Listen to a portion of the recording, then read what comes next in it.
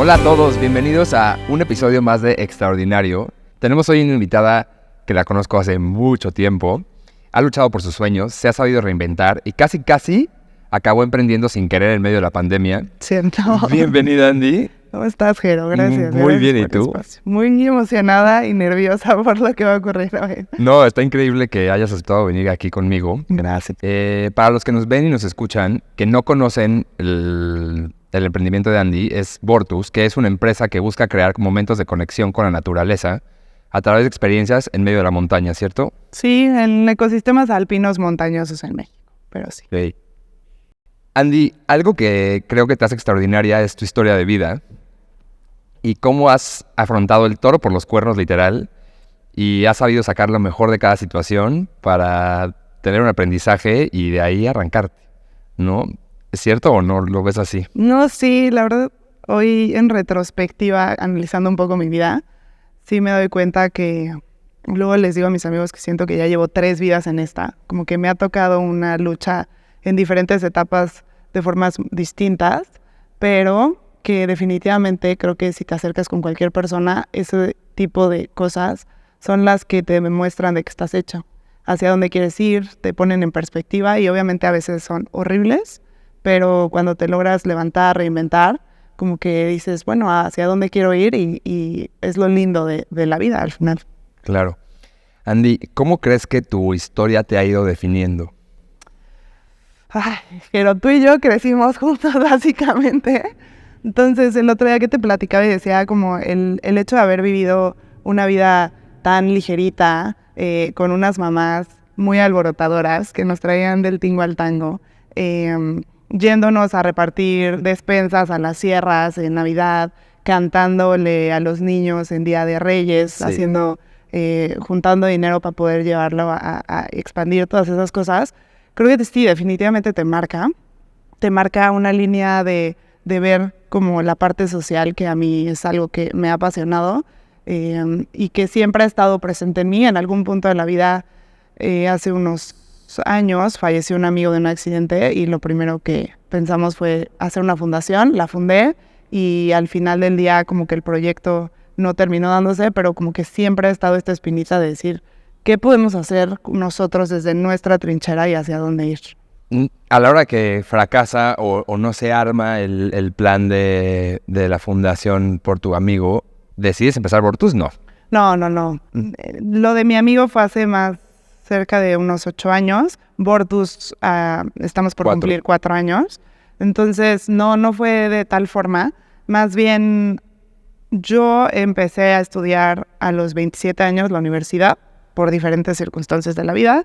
Como de pequeña a los 18 y así, me tuve que salir de la prepa y al final terminando la prepa abierta, pero siempre con esta disyuntiva de decir, no me siento preparada para yo me afrontar o querer decidir qué quiero hacer de mi vida. En ese momento pensaba casi, lo que estudias es lo que vas a hacer el resto de tus días, que sabemos y claramente eso no pasa, pero algo en mí sentía que no estaba lista para dar ese paso. Y fue muy doloroso en ese momento, como porque sentir a todas mis amigas viendo como la vida perfecta que no, pero como yendo hacia un patrón y yo sentía que nadaba en contra de eso. Y creo que fue de las decisiones más acertadas de mi vida. Entonces me salté un rato en la universidad y empecé a trabajar en una inmobiliaria con una tía que me abrió las puertas.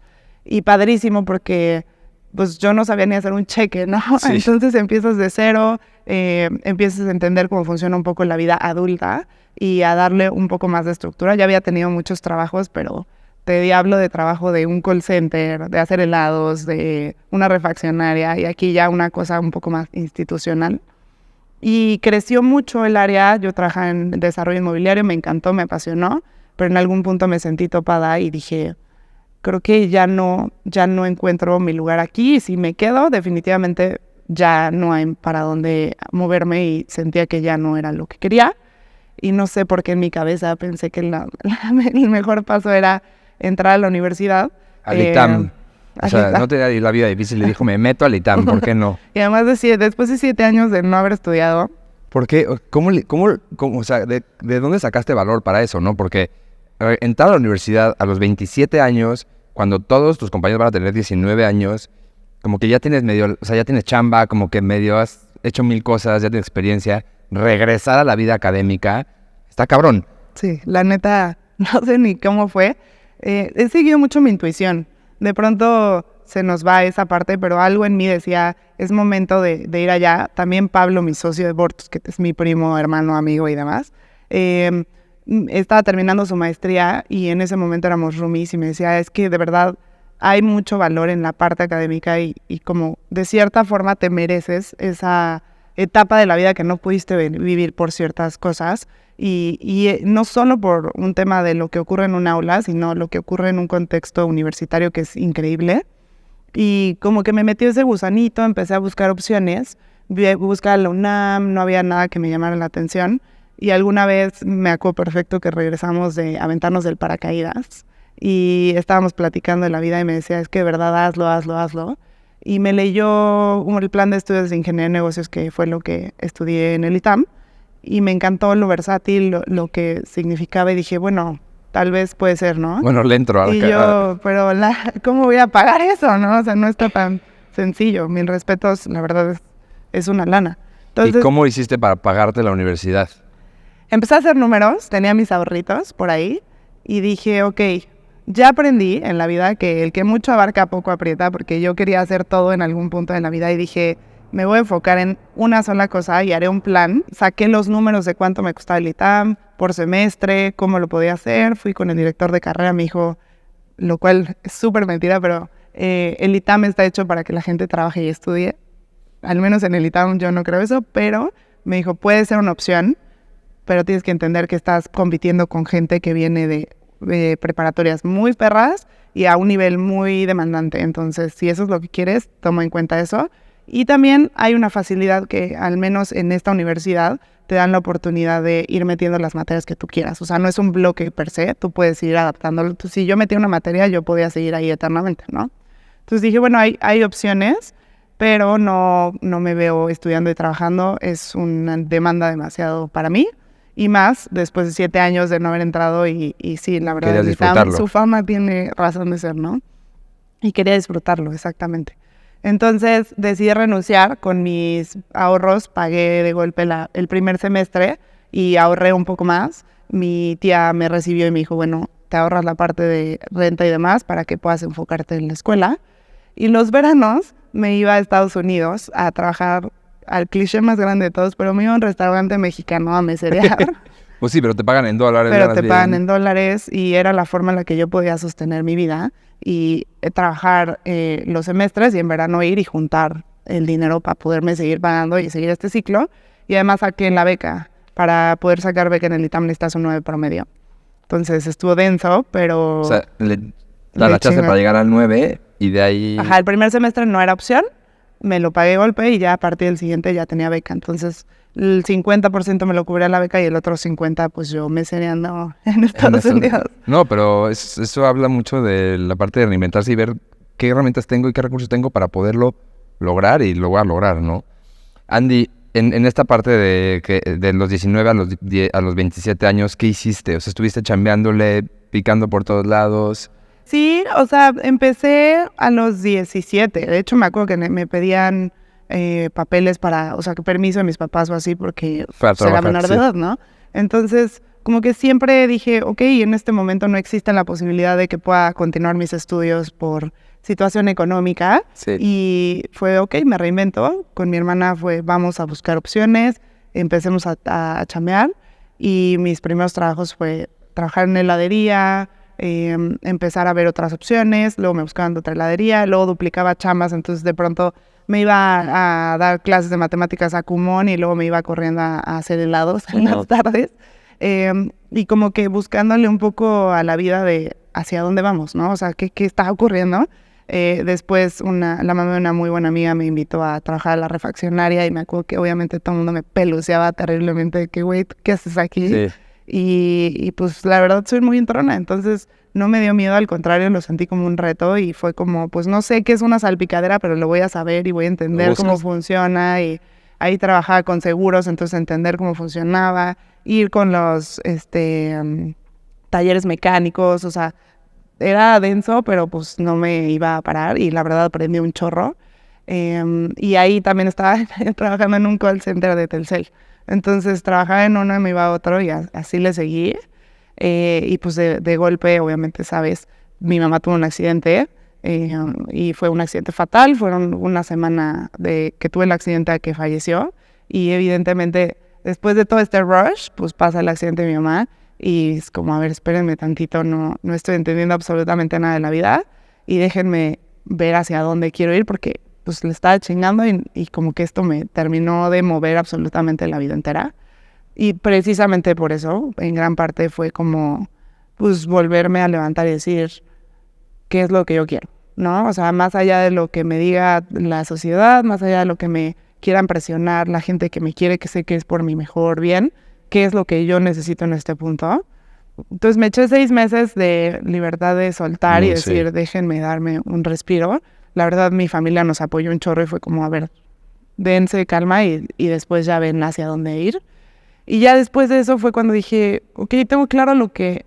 No tengo claro lo que quiero, pero sí Pero tengo que no quiero. esto que es lo que no quiero. Claro. Y entonces de ahí, ¿qué hago? Pues levantar la mano, que creo que es de mis lecciones más grandes. O sea, cuando alguien te inspira y estás en un momento tan oscuro, lo mejor es con toda la humildad del mundo acercarte y decir, güey, no sé a dónde ir, estoy perdida, tengo miedo, no sé. Y encontré mucho refugio en mi tía, en mis primos, obviamente mi familia, mi papá, mis hermanos, pero pues ellos también estaban viviendo su duelo. Entonces como que yo me sentía de una forma, veía que se sentían de otra y decía como, espérame, o sea, yo cómo puedo moverme de esto, ¿no?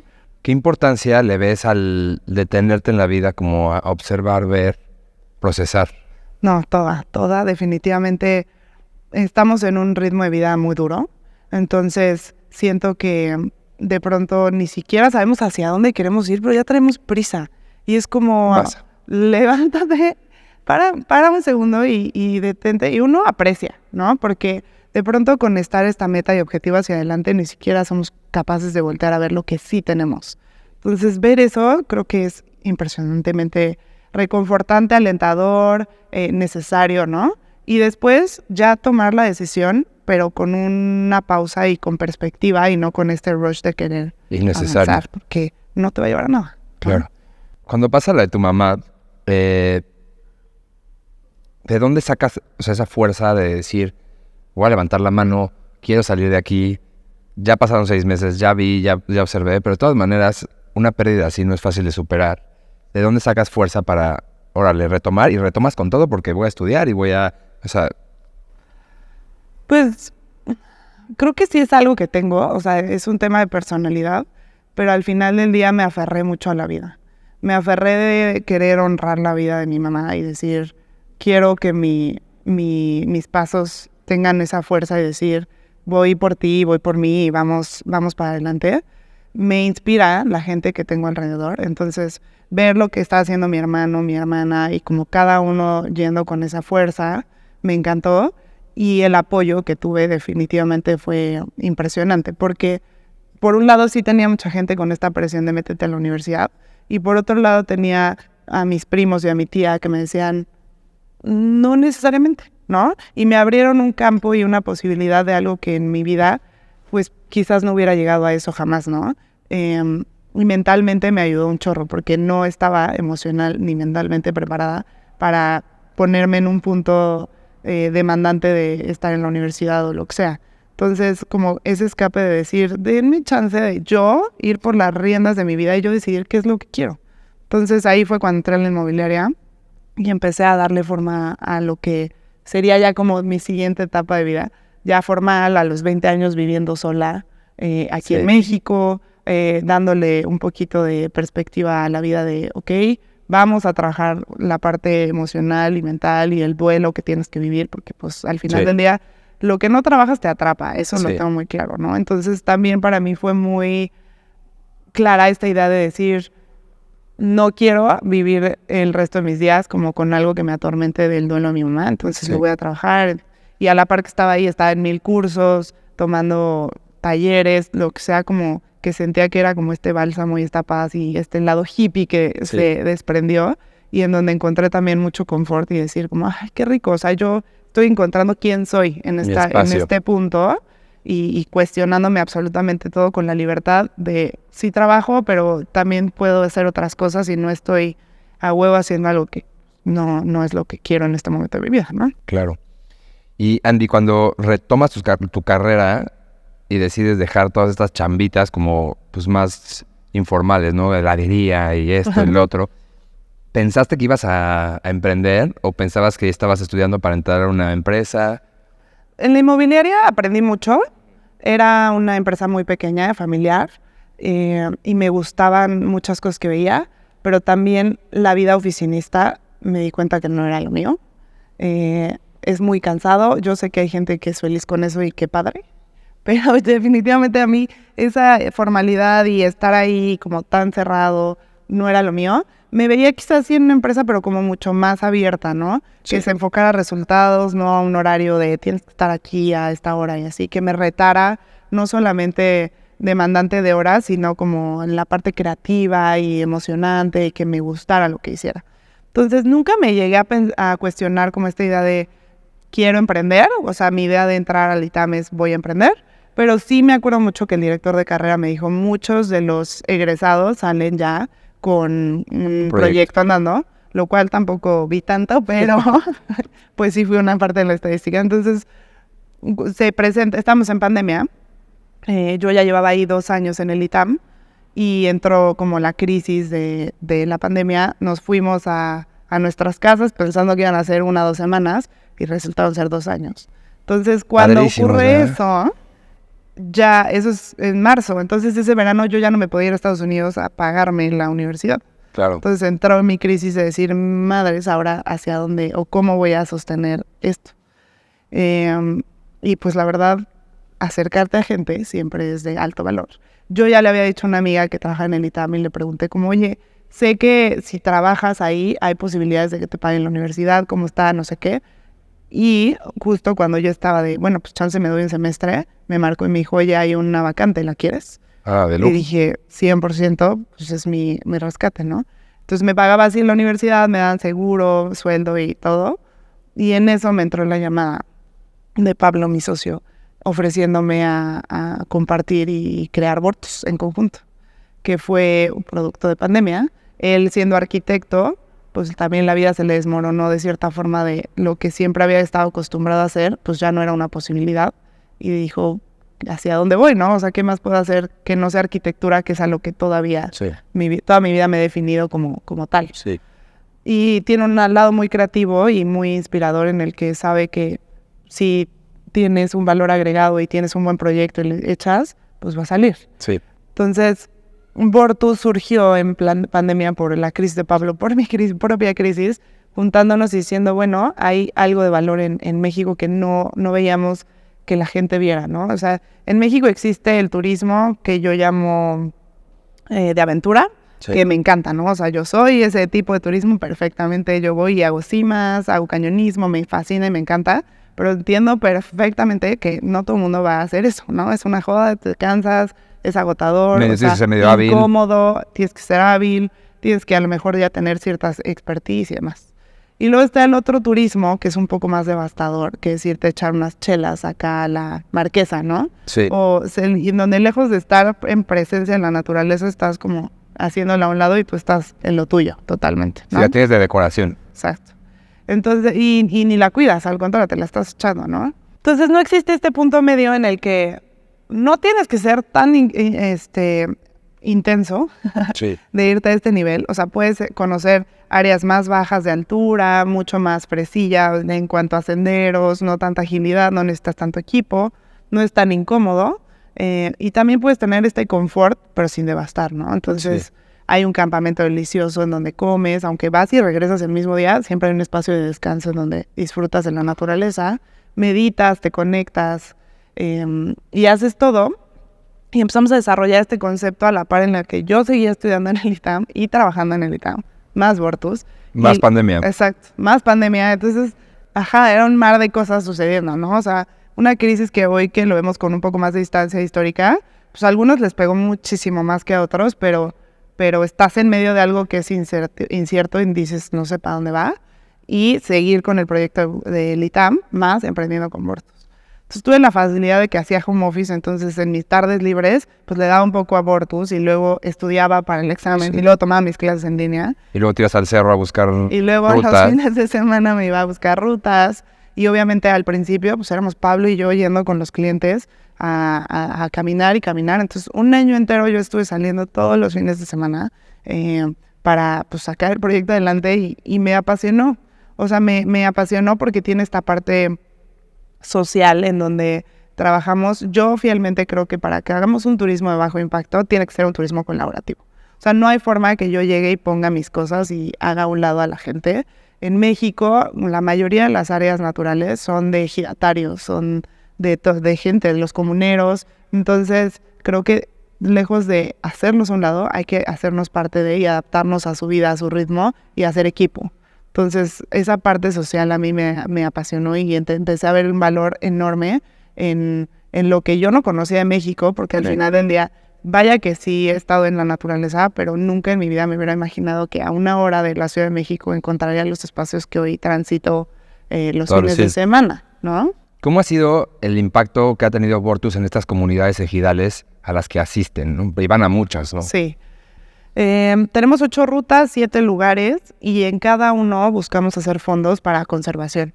Entonces, estos fondos los queremos no generar de recursos porque al final del día luego lo que digo es como querer ayudar y ayudar son cosas tan distintas. Sí. Entonces, de pronto puedes generar más conflictos que lo que hubiera beneficiado la intención, ¿no? Sí. Entonces, lo que hemos hecho es más bien entender cómo funciona. Nos hemos acercado con agrónomos, con biólogos, con todo, para ver cómo poder ayudar.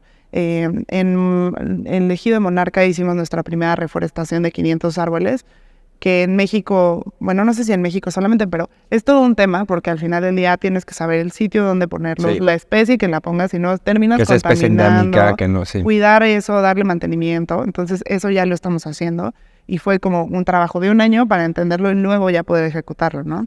Y así nos hemos ido con todo. En el Ista tenemos un sendero que nosotros tenemos apadrinado, entonces cada vez que se necesita mantenimiento lo hacemos campañas de recolecta de basura. La verdad el impacto, o sea, yo te mentiría si te digo que es grande, no es grande, pero es un granito de arena, o sea. Sí, y hay una ambición mucho más grande, pero sé que hoy con la madurez que tengo ya existe esta paciencia de no quererme comer el mundo en un solo bocado, sino saber que todo lo que estamos entendiendo, aprendiendo en el camino nos va a llevar a que cuando estemos listos, ahora sí podamos lanzar esto a un nivel como más potente y más grande, en donde el impacto sea todavía mayor, ¿no?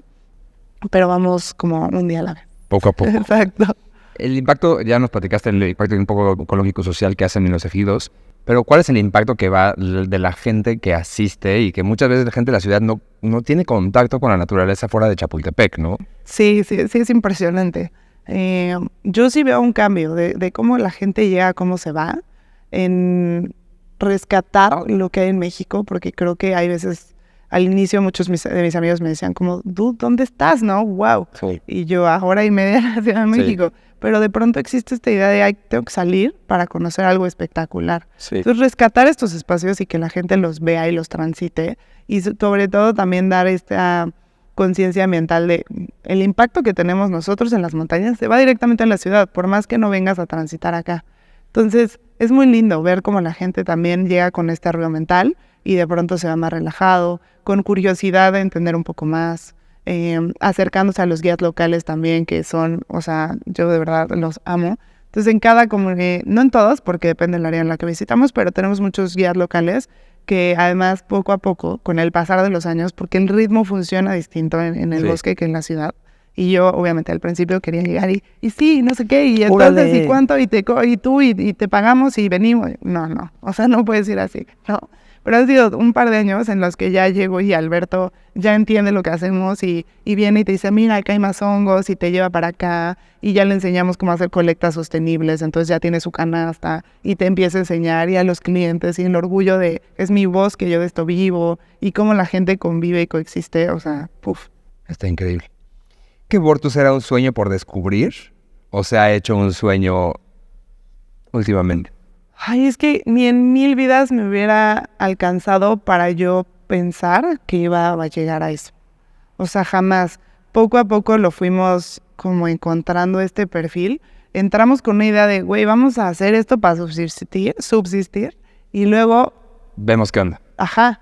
Y cuando empezamos a desenmarañar todo esto fue como, oye, pero wow, o sea, existen diferentes instancias que manejan esto y lo están haciendo muy bien, o sea, porque además en México tendemos a pensar como en temas públicos terrible, ¿no? Sí. Y entiendo la razón, pero de verdad, o sea, yo he visto a los directivos de los parques nacionales cómo se quiebran y cómo están con todo el amor queriendo dar todo por esos espacios, ¿no? Entonces empezamos a encontrar cosas de valor enormes que al principio era un proyecto para sobrevivir y de pronto le fuimos dando esta forma y dijimos, oye, y si hacemos esto y si nos juntamos y si hacemos la parte gastronómica y me empezamos a meter ciertos toques que ya se volvió como este increíble proyecto en donde ya digo, uff, o sea, qué belleza poder entender todo, ¿no? Y aprenderle a la gente. Luego me dicen, ¿eres bióloga? Y yo, pues no, pero sí, casi. Estoy pensando en estudiar biología, pero eso loca. será en otra vida. Exacto, en mi quinta vida. Exacto.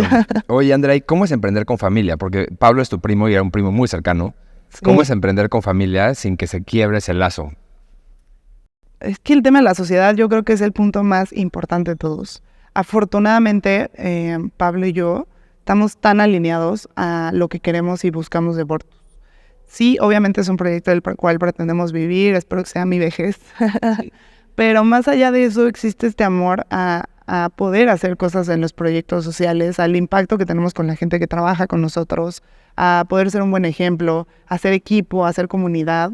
Y esa filosofía, esos valores y todo, creo que es nuestro cimiento. Entonces, creo que lo que más ha hecho Vortus es unirnos. O sea, no es fácil, definitivamente, cuando las cosas se ponen complicadas y más que de pronto somos agua y aceite. Sí. Me río mucho y le digo, es que yo voy a decir blanco, tú vas a decir negro, pero también nos complementamos muy bien en ese sentido. Hemos aprendido a escucharnos, a reinventarnos, a encontrar canales de comunicación muy lindos. Y para mí, más bien, ha sido un proyecto que me ha unido todavía más a él.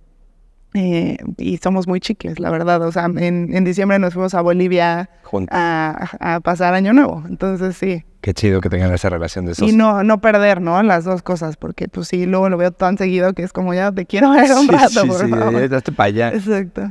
Ay, qué chido, la neta, porque encontrar un buen socio es bien complicado, pero ya que lo encuentras, la neta... Es todo. Es todo. Ahora, nos platicaste que empezaron ustedes dos solitos. Sí, empezamos. ¿Ahora cuántos son? Son 50 más o menos. Está de miedo. No te entra una crisis de en qué momento llegamos a esto. Como en que fue 4 tan años. Progresivo. Entonces ahorita ya el equipo ha crecido un buen.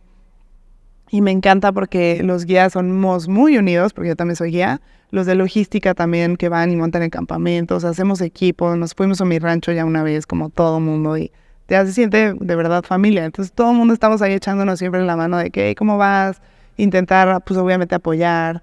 Las personas que están en la cocina igual, ahorita tienen el sueño de estudiar gastronomía y pues obviamente felices de poderles impulsar a que hagan esas cosas también. Órale, y más con la conexión que tienen con los restaurantes y con los chefs. Y entonces ya se van y la verdad, wow, el acceso de poderte ir a sobremesa y que Lu te enseñe a hacer las cosas, que es muy buena, pues te va a dar una estructura que la verdad tiene mucho valor. Claro. Oye, ¿y hacia dónde quieren dirigir Vortus? ¿Hacia dónde van?